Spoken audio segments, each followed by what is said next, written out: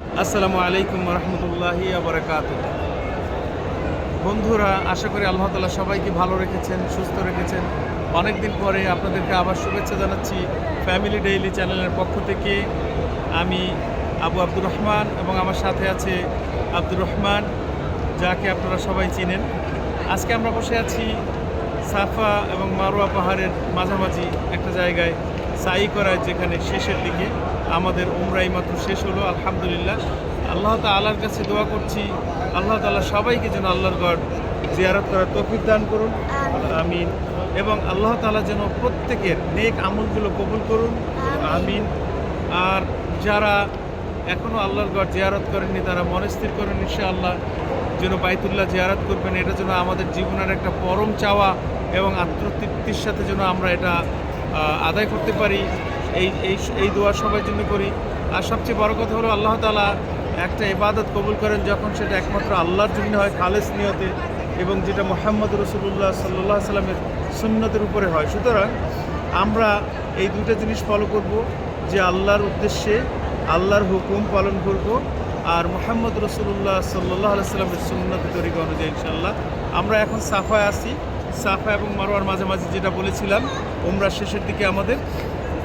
সাফা এবং মারোয়াতে যে দোয়াগুলো আছে তার মধ্যে একটা বিশেষ একটা দোয়া যেটা আমরা বলবো এখন, একটা সূরা বাকারার একটা আয়াত আছে, যেটা হলো ইন্নাস সাফা ওয়াল মারওয়াতা মিন শাআইরিল্লাহ ফামান হাজ্জাল বাইতা আও ইতামারা ফালা জুনাহা আইয়াতাওয়াফা বিহিমা ওয়া মান তাতাওয়া খাইরান ফা ইন্নাল্লাহা শাকিরুন আলিম।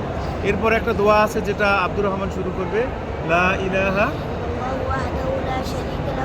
লাহুল মুলক ওয়া আলা কুল্লি শাইইন কাদির, লা ইলাহা ইল্লাল্লাহু ওয়াহদাহু আনজাজা ওয়া'দাহু ওয়া নাসারা আবদাহু ওয়া হাজামাল আহজাবা ওয়াহদাহু। মাশাআল্লাহ, তাবারাকাল্লাহ। আব্দুর রহমান ইনশাআল্লাহ হেফজ করতেছে, সবাই দোয়া করবেন। এই জন্য ওর ফ্যামিলি ডেইলির যে ভিডিওগুলো একটু ভাটা পড়ছে, ইনশাআল্লাহ পরে আবার শুরু হবে সেই যে দোয়ার ভিডিওগুলো। তো আমরা আজকে একটা দোয়া শিখলাম, যেটা হলো সাফা এবং মারোয়ায় করি। বিশেষ করে এইখানে মানুষ অনেক ভুল করে, তো ইনশাআল্লাহ আমরা ভুলগুলো করব না। আমরা ইনশাআল্লাহ কোরআন সুন্নাহ অনুযায়ী আমরা আমাদের জীবন পরিচালনা করব ইনশাআল্লাহ, এবং কোরআন সুন্নাহ অনুযায়ী আমাদের আমলগুলো করব, এবং আমলগুলো যেন আল্লাহ তাআলার রাজির উদ্দেশ্যে হয়, আল্লাহ তাআলার মনোনীত দোয়াগুলো হয়, আর আমাদের ইবাদতগুলো যেন হয় যেগুলো আল্লাহ কবুল করেন সেইগুলো। আমাদের এই জন্য একটা দোয়া আছে যে আমি বলবো, নামাজের পরে আমরা যে দোয়াটা পড়ি, আল্লাহুম্মা আইন্নি আলা যিকরিকা ওয়া শুকরিকা ওয়া হুসনি ইবাদাতিক। আল্লাহুম্মা আইন্নি আলা যিকরিকা ওয়া শুকরিকা ওয়া হুসনি ইবাদাতিক। যে এই দোয়াটা আমরা বেশি বেশি পড়বো ইনশাআল্লাহ। আল্লাহ তাআলা সবাইকে তার ঘর উমরা বাইতুল্লাহ জিয়ারত করার তৌফিক দান করুন।